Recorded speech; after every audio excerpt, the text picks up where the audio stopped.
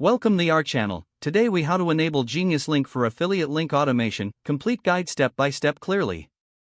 To enable Geniuslink for affiliate link automation, begin by creating a Geniuslink account. Visit the Geniuslink website and click on the Sign Up button. Fill out the required information, including your email address and password. Once you've completed the sign-up process, log into your Geniuslink account. On your dashboard, click on Create Link. You'll see options to input your destination URLs.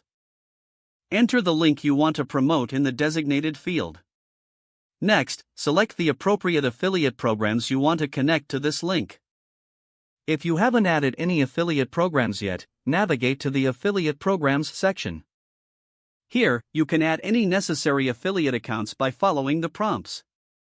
After adding your affiliate accounts, return to the link creation process. Geniuslink allows you to customize your link. Add a custom alias or keep the automatically generated one. Review your settings before finalizing the link. Once you are satisfied, click on Create Link to generate your Geniuslink URL. After your link is created, you'll see an option to shorten it. You can choose to shorten your new link for easier sharing. Now, you can access and manage your links from the dashboard at any time. If you want to track performance, navigate to the Analytics section. Here, you'll find detailed insights on your link's performance.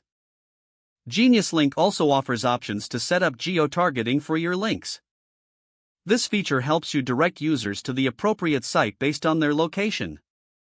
Make any necessary adjustments in the settings to optimize your links further.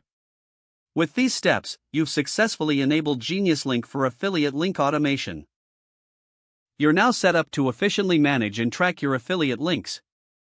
If the page does not load, refresh the browser or try again in a private or incognito window.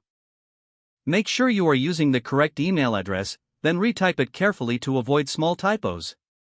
If your password is not accepted, use the reset option and create a new strong password you can remember.